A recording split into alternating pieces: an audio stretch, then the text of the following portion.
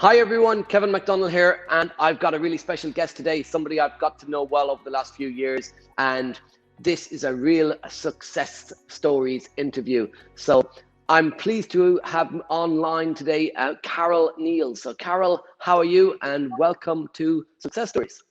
Thank you. Nice to talk to you, Kevin. Thank you for inviting me. So many people in the progressive community that have been around over the last 4 or 5 plus odd years.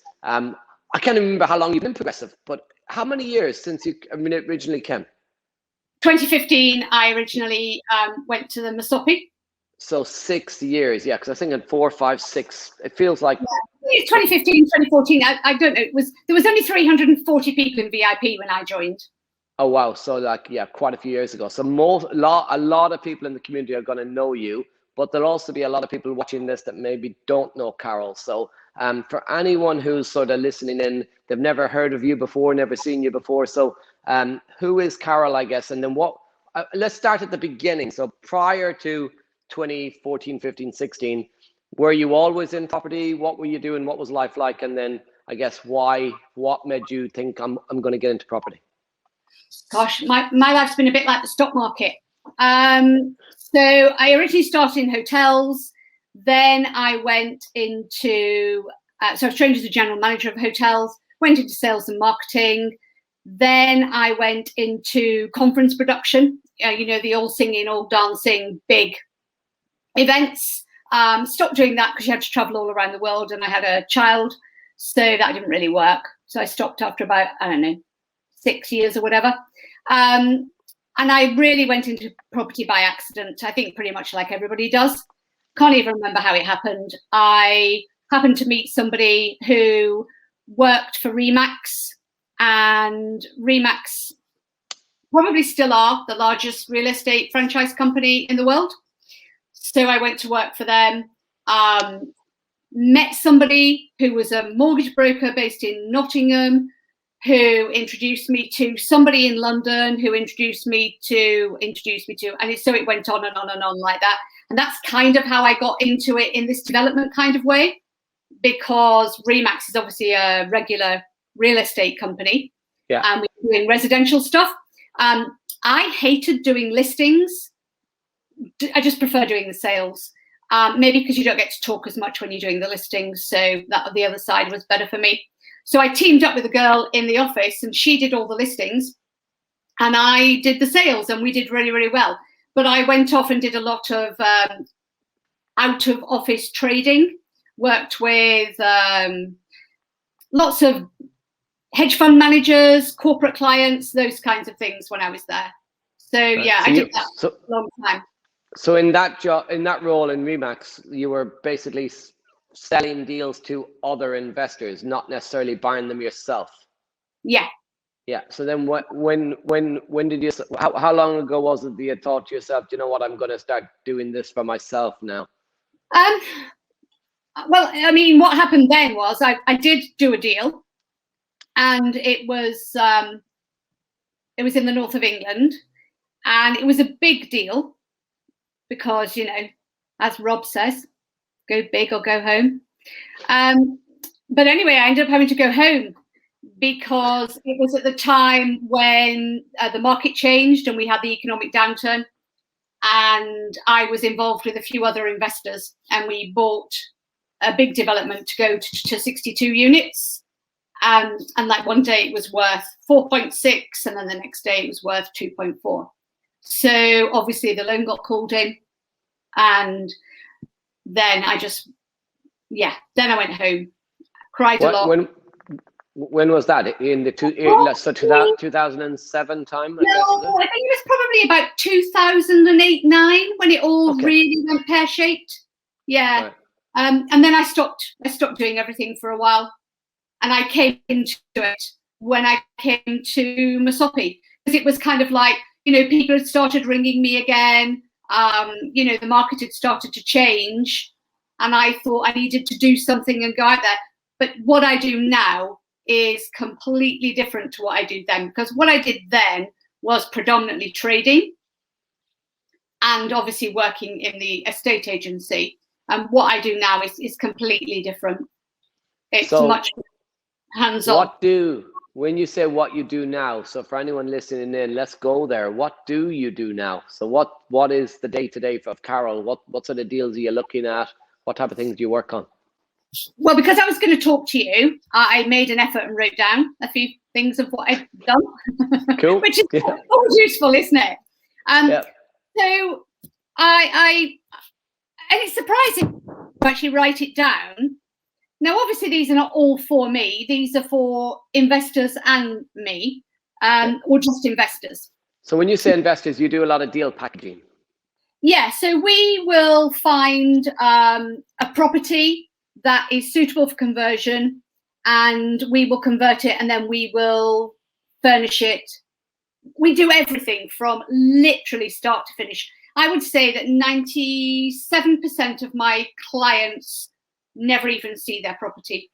Everything's done via video and via written communication. Because a lot of them live away, and most of them are not emotionally attached. Most of them just want to know that if I buy it, will it make me money? Yeah. And, you know, touch wood, on the whole, that usually works out. So you find the property, manage the whole refurb. Do you then also manage the management? Yeah, we have a lettings company that my daughter runs, and we have our own build team now, because obviously over the years we've had lots of mishaps with builders. So we now have our own build team, which is absolutely amazing. I mean, that's a gift from God. I have somebody working with me who's, you know, like my team member. And I'm really lucky there because he used to be in social housing. So I do a lot of social housing work. So that works really, really well. So what I've done is basically, we've done 27 units for HMOs, which about 965,000. Then we've done regular renovations. You know, that might be a flip, or it might be just a buy-to-let. So we've done 6 of those, 480. Social housing, we've done 77 units, and we've got 13 in the pipeline, and that's 1.8 million. Our lettings company has about 120 units under management. So we don't actively seek lettings business. 98% of our lettings clients are properties that we have bought, refurbished, and everything else. The only lettings that we have that we've not done are people have had a problem with other people, and then we've helped them sort it out, do whatever's needed to the property, tenants, blah, blah, blah, that sort of thing. Commercial, we've done 62 flats. That's 4.816 million. And there's 1 shop and 1 office included in that. And then the current pipeline that we're working on right now, we're just finishing off 12 flats, and that'll be done in the next 8 weeks. And then we've got a pub that we've just bought, which will do 9 units. And that should bring in about 64,000 a year, and that should cost about 550 all in. And then we've got just a tiny flip that we're just doing. We completed on that 2 weeks ago. We started work on that. And that's just a little 2-bed house. So I actually find the little projects more scary because there's 1 front door, whereas the other projects I like because there's more than 1 front door. So if anything happens to one, I know that the others are going to bring the money in. Yeah, so you de-risk it. So I always say this: safety in numbers. The more you've got, like, you've got a problem. It's the analogy I think of, you know, Tesco's. So right now somebody's nicking something out of Tesco's somewhere in the world, but if somebody nicks something out of the corner shop, they've got a big problem. While if you're almost with the scale, you're the Tesco's rather than the corner shop. So a tenant, you know, an empty property, it's not a problem. It's not great, but it's not as if it's your only property and it's empty, it's a problem. If you've got a lot and one's empty, you don't really feel it. And then you just fill it. So exactly. If there was an audience in front of us right now, I think you'd have been getting a round of applause for that, because that's a huge amount of stuff that you've been working on. And since it's interesting that you said when you write it down, you realize what you've done. And sometimes when people are 4 or 5 years into their property journey, they I see people overestimate what they're going to do in the first sort of 6 to 12 months, and then they completely underestimate where they'll get to in the 5 to 6 year level. And then it's like when you just come on and just said I had to write it down. I was surprised what I did is you kind of don't realize how much you've done till you write it down. So what would you say to anyone who's sort of well, just to help people on their first year? So when you came to Progressive around 2015, what did you do in your first 12 months? Honestly, it's so funny because everybody thinks of me as being like super confident and, you know, and I do talk a lot. I absolutely know that. But when I went to Progressive to do my first VIP the first day, I remember walking in that room and literally leaving and crying. I went in the corridor and I was crying because I was so scared of going into that room. I don't know why. You know, it was I wasn't good enough. It was the fact that, you know, I think everybody's really young. I'm so much older, and they're going to be thinking, "What the hell are you doing here at your age?" And, you know, female, because it's, you know, it's a property is a male-dominated area. Whatever anybody says, there's still so many more men than women. Yeah, all those things. I mean, they just completely freaked me out. And, you know, I was lucky. You have to forgive me for not remembering. I want to call her Laura, the girl that was looking after VIP at the time. So if it's wrong, forgive me. But, you know, like she comes out and she's like a quarter my age. You know, it's all right, we'll be fine. And you're thinking to yourself, I'm such a prat. And it was fine because, you know, it's getting back into talking to people that you don't even know. So yeah, it was fine. And after I'd been a couple of times, it was fine. But I have to say, I still do suffer from that imposter syndrome, and I still do suffer from, you know, being an older female in this area, because there are so many of them out there that are so young, and you look at them and you think, holy Toledo. But a lot of it is because they know how to manipulate social media really well, how to use every platform, and that's just out of my comfort zone. So I'm just not really any good at any of that stuff. And I would just say, you know, there's always somebody who's been through exactly what you're feeling and feels the way you feel. And you just got to try and find your own people that you can harmonize with. You know, there's no point in me looking to the 30-year-olds, is there, to try and be mates with all of them. And I have to go and look for the, you know, the HRT buyers. Yeah. It's true, though. And people are generally quite nice, to be fair, and helpful. There's some absolute gold dust in everything you've just said there, because I'm just picking a little bit on some of that, Carole. You mentioned how you were really nervous when you showed up, because obviously you'd made mistakes at the start. You'd worked in Remax. You then decided to go into a development. It went bad. You did nothing for a few years. And as you were saying that, and you've just said there about how, you know, people have felt the exact same as you. It's almost what I did, but I did it in Eastern Europe, and I made mistakes, and then I did nothing for a few years, and then I went to Progressive, and it was almost like I was listening to you going, that was me, and then it's the uncomfortable bit and getting out of your comfort zone. So for people that are at home and thinking, you know, I'm not comfortable speaking to people, maybe I've made a mistake, and I don't want to show up and people to say to me, how are you getting on? And I'll just say, oh well, everything I've done's gone wrong. And what would you say to people who are sort of sitting thinking, you know, if they've made a mistake, can they restart? Can they get it right the second time? What was the big thing that you took from the mistakes to be able to help you, I guess, on restarting? I would just always say to everybody, you only fail if you don't get back up again. You have to just keep getting back up. Doesn't matter what happens, how crap it is, how awful it is. But I do also think you have to be honest and true. And I do think that when things aren't right, don't go right, you have to own it, and you have to accept responsibility for it and look at how you can maybe do better or do different next time. Because I've made a million mistakes, but the one thing I definitely am is resilient. You know, I've been getting back up since I was 15. So, because if you don't, what is left in life, you know? And you can't keep doing something different all the time. You've got to stick at something and see it through, because if you do, all of a sudden one day it's like, wow, I'm doing so well. And that's, you know, when everybody goes, oh, it didn't take her very long, or, you know, it's like pop stars, isn't it? They think it took them 10 minutes to be an overnight success, and it's actually taken them 15 years. Yeah, they don't see everything underneath the surface. Yeah, I mean, the thing about progressive for me, which is really, I did become quite entrenched in it because I love that belonging to a tribe. And for whatever reason, you know, I got on with the staff. I loved it. I felt like I was a blooming staff member.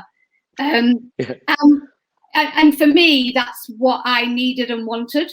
You know, I like that. And yeah, I mean, I haven't got really anything bad to say about my experiences with the team, because it's just all been really supportive and helpful.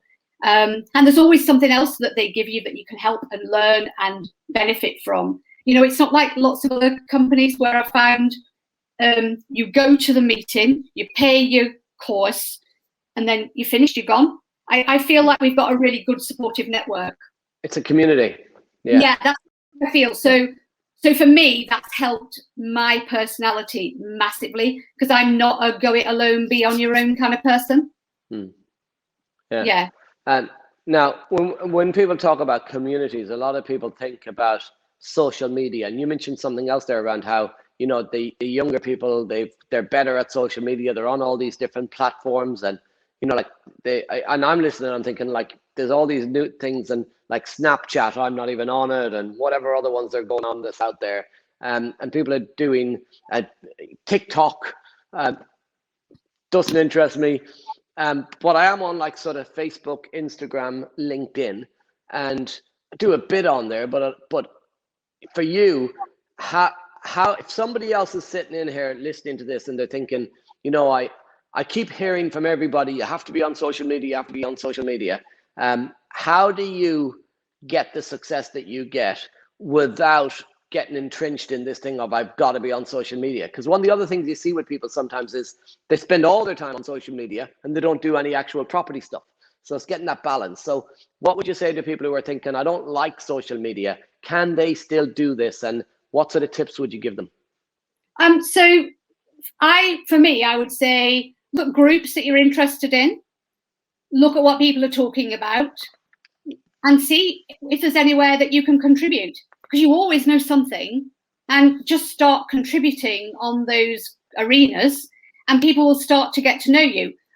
Organize to attend events, just start meeting them and be helpful. You know, be supportive, be helpful, give people information they need. I mean, in the beginning, I was always doing everything for everybody. I was like little Miss Helper in the corner, you know, what can I do to be of service?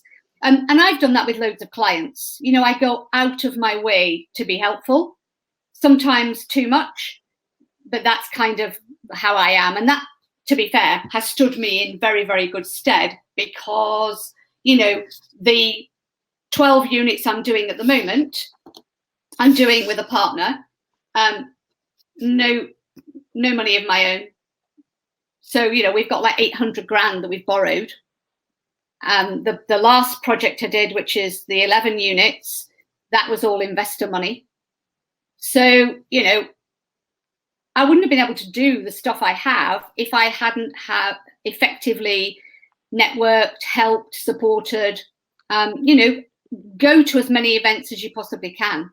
You don't have to be the light and soul of the party. You just have to show up and give help and advice and information. I'm really good, you know, so like if somebody talks and I hear, I will then think, oh, Janet, she said that, and I think Kevin will be the right person to help her, and I'll just put them in touch. Yeah. So that's the kind of thing that I do. You know, even if I can't do something, because I've been around to a lot of places a lot of the time, I'll know somebody probably in every single town in the country. So I'll always be able to match people up. And you'll be amazed at how many people you do know that you can match up when you start thinking about it. Yeah. So you're like a mini Tinder. Yeah. If only. That's not worked for me yet. One other thing, Carole, on that as well that you've just mentioned, I'm just touching on some of the things you've said, is around the amount of projects you've done. I know you find deals for other people, and so anyone who's hands off and just wants to invest their money and get a return, you'll manage the whole process. But have you at the same time built your own portfolio as well, or is it mainly all for other people? No. So I've got 5 flats in one building. These are, in partnership, just 2 of us. Yeah. So 12 in another, 11 in another, and a couple of regular houses and a 6-bed HMO. Okay, and then so for people that may be listening and thinking, one of the big blockers I see for people is, I'd love to do property, but I don't have any money. So you mentioned with partners, so I guess that's joint venture partners. Yeah. Have you done private investor finance as well? So Yeah. have you borrowed? So yeah. How has that helped you to scale your portfolio? How important has private investor finance, joint ventures been to you? And I guess for anyone who's thinking, can they raise money? Could they find JV partners? What sort of tips would you give them to allow them to be able to do that as well? I would say that without the money, I wouldn't have done anything. I've managed to get my money through relationships, through people knowing what I'm doing, through them coming and seeing what we're doing, just through that ongoing trust and rapport. Because, you don't meet somebody and ask for the money the first time. For God's sake, you've got to have a relationship, and they have to know that they can trust you. They have to be able to see your other projects. They have to be able to talk to your clients if they want to, all that stuff. So, yeah. And I mean, the money I got for the last pub that I've just bought is through, so I know a local developer here, and he has a friend who's a lawyer, who has a friend who's got a big property development company in Manchester. And that's how that came about. Because, they've got money sitting in the bank doing nothing. They've got nothing, and they don't have anything they want to buy at the minute. So fantastic. They can get money back quickly. And I work the contracts to suit both of us. Yeah. So that everybody wins. And and as long as they're comfortable, that's what really matters. But yeah, it's just all been about relationship building and showing them what I've been doing, inviting them to the projects, letting them talk to anybody they want, letting them see what we've gotten done. And obviously I do post some stuff, and they can see that. And also I've been doing it now for long enough for them to know that, because what you see social media, somebody's there, 12 months, bang, bang, bang, bang, bang, and then gone. Yeah. So, you've just got to be consistent and just keep doing it, and be trustworthy and do what you say you're going to do, and don't bullshit them. If something's wrong, just tell them it's wrong, because if you don't, you've lost all your trust, haven't you? So yeah, all of the money. The 12 flats is all private investment. Retiree Street was private investment, and the one I'm doing now is private investment. And there's a bit of bridging in some of them. So, yeah. You've done a huge amount. This is going to be really gold dust for a lot of people watching, Carole, who are trying to get started in property, and maybe they've done a year and they've kind of not got the results they were hoping for, because as I said, everyone's trying to get all the results in that first year rather than realizing it's a lifelong journey. So with everything you've done so far to date in your sort of 6-ish years, in the last 6 years, say, what's next? So is there an end goal? Is there an end game? Is there like I'm going to go lie on a beach moment, or what's the future? I'm not going to go and lie on a beach until I've got a personal trainer. So I'd be bored. No, I really like working, to be fair. I really like what I do. I find it really rewarding. Sometimes I feel a bit peeved that I'll do a project for an investor and I make them a lot of money. And I think, why? Why did you not just do that for yourself? But that's just the way it is. So I'm going to carry on doing the commercial conversions, the small ones. It's what I really, really like. And I find them a lot easier than doing a 2-bed house, because I just know that there'll be a return. I mean, please don't get me wrong. There are always a myriad of problems. And, it does get scary when you can't get all your money out sometimes. But long term, for me, it's about the cash flow. And what I'm trying to do is I'm trying to build up to 20,000 a month so that I absolutely do not have to worry at all when I'm older, because I know that cash flow is always going to be there. It's not really about the chunky money for me. It's about that constant income coming in every single month. So that's kind of where I'm at. And also, one of the things I am actually quite passionate about, which I have overlooked, is I'm in a group, social supported housing group, and we are working together to, work with government and local councillors to deal with the homelessness situation, because, it's not about giving them a house to live in. It's about giving them the ability to look after themselves and get a job and keep a job, so that they can have their own life. That saying about the fish and the rod, and it's that kind of thing. So that's actually the rewarding bit. I love doing a building and looking at it at the end and thinking, wow, but I do like the other bit where you can help people who never, ever, ever would be able to help themselves. So that's one of the things I love. I think that's one of the great things. A lot of people look at property investing and think, oh, they're making money out of people's houses, etc. But actually, the government are not going to solve that problem. They don't have the solutions. The solutions are with people like you who are, providing the accommodation. And the type of properties that sounds like you do as well are not stuff that you're not stopping first-time buyers from doing property deals. You're buying properties that they wouldn't touch anyway.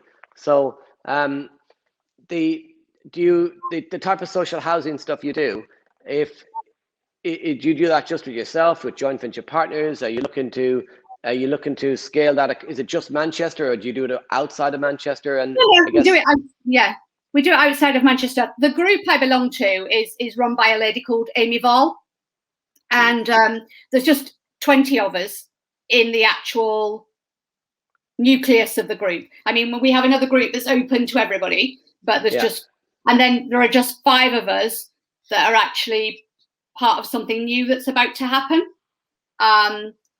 So we are looking to buy bigger buildings and create communities. So this is a big leap in the dark, and I'm exaggerating, but like the collective that Raza does, and that's all for business people and things like that. But imagine if you could do that for people who think that there's no hope. You could put them in a community and they could learn skills and everything else. There's a guy who does he's done a project in Burnley, and it's for ex-military, and it's amazing because they have people coming in to teach them how to cook, how to do joinery work, how to be a plumber, all those transferable skills that will give them some dignity and move them forward with their lives. So those are the things that we're trying to do, because with every pound that the government gives, they take away 10. So if people in private enterprise don't try and help, and it's all well and good people saying, well, they should get a bloody job or they should help themselves. It's not as simple as that. I mean, there are so many people right now working, but they have nowhere to live. They're homeless. And that's just a terrible, sorry situation. So, if we can just change a tiny bit, that would really help. Absolutely. So for anyone who wants to reach out to Carole to find out more about that type of stuff, Carole, how could they find you? I prefer they emailed me, honestly, if I'm truthful, because there are so many people contact you in millions of different ways. And it's really hard to keep up with all the different communication resources. So my email is Carole, Carole, at clearwaterpropertypartners.com. If you have difficulty with the email, obviously send me a message on Facebook, and I'll do my best to get back to you as quickly as I can, for sure. But I'm happy to, spend time and help. People just have to respect that obviously I don't have any more time in my day than they do. So are you gonna have 5,000 people say, I just need 5 minutes, Carole? Well, it's when they say, can I pick your brain? It's like there's none of it left. There's none of it left in 4 hours later. Yeah. So, but I mean, Kevin, you're amazing. You're so supportive, and you really help and encourage people. And I mean, you've always been there if I've ever needed you to help me. So, we all. Now you're just sending the 5,000 people back to me. No, but we all need each other. We all need each other. True. I know, I'm kidding. What would you? So you've made mistakes. You've done an awful lot of stuff. You've been through the journey of a job to a Remax, working in selling deals for other people, to then trying to do developments yourself, to then finally doing it yourself and helping and doing it for other people as well. If you could do it all again, would you do it differently? What would you do differently? What would you change? The thing I would change 100% is I would not be so trusting. I would make sure that I had systems and processes in places much earlier. And I would make sure that everything I did was backed up with a contract. Awesome. Really, really good advice, because you see so many people when they're new, don't you? And they're like, well, we shook hands on it. We met them 5 minutes ago. Everything will be fine. It's really, really good advice.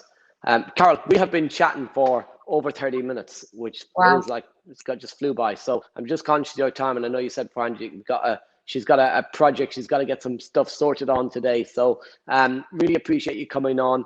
If anybody needs to reach out to Carole, you want to know a little bit more about what she does, then I said her email address was Carole at clearwaterpropertysolutions.com. Was that right?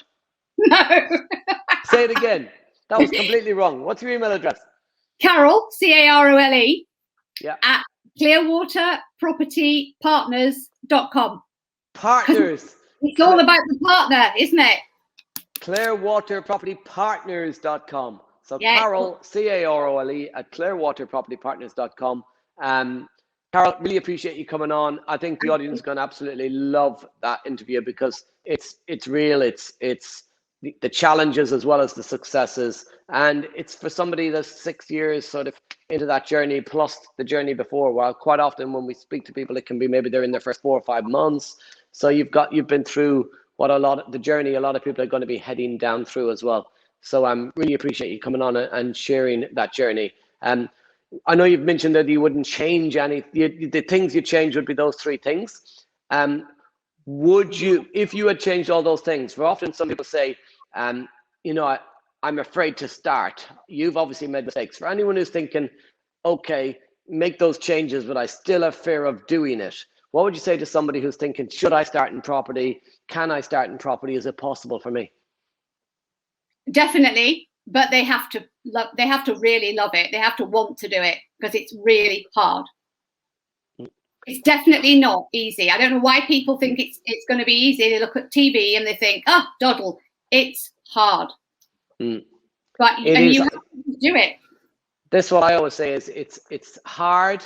It's the easiest hard work you'll ever do, but it's still work. It's still hard.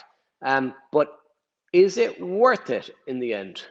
For me, definitely, absolutely, 100%, 100%. Yeah. But if you don't love property, then it's even harder. Yeah. Could you love property, or did you love property when you started, or did you fall in love with property? No, I've always been a bit weirdly obsessed with it. Yeah, when my daughter was like 8, I used to pretend we were going out and we'd just be going around driving, looking at buildings. I'm picturing Carole, everyone now, right? Driving into a shopping centre car park, getting out of her car and hugging the columns. No, I just drive around the countryside, just checking out derelict buildings and things like that. I mean, it was all a bit of a fantasy then, because then I think I was running the events business. But it's just something, you know, I've just always been a bit I think we are in England, aren't we? We're a bit preoccupied with property. Yeah. But, yeah. you know, doing it, yeah. And just, so, you know, I would find somebody who was different to you. So one of the other mistakes I have made is I find people like me, and that's no good. You know, so the person who's working with me now, I got him to take a test to see what kind of personality he was. And fortunately, he's completely the opposite to me. Yeah, because if you have somebody the same as you, I guess for anyone listening, because a lot of people make this mistake, Carole, they're thinking, I'll work with somebody who's the same as me. What are the big challenges with that? We both want to do the same thing, and no good. I mean, you know, if I wanted to do that, I wouldn't be employing you. Yeah. So, and nobody does the thing that you need to do. No. So it just, and also you clash. So, you know, it just doesn't work. You need somebody who's completely different to you. And with me, I need somebody who's patient. Yeah. Awesome. So if you're patient and you're out there, Carole needs you. So if anybody wants to come and look round the projects, you know, they're more than welcome, by the way. Just because then they can see that if you just set your mind to it, even if you're a geriatric HRT taking person, you can still do it. You can still do it. Awesome. So guys, I said conscious of Carole's time, but I just had to ask those extra couple of questions because I wanted to know just a little bit more info there. So I really appreciate you coming on, Carole. Really appreciate you taking the time to be with us. Everyone, I hope you enjoyed that interview. Go back through it. There's some real gold dust in there as well. So if you've listened to it once, listen to it again. You've been listening to Success Stories. I've been Kevin McDonald. She's been Carole Neales, and you've been absolutely awesome.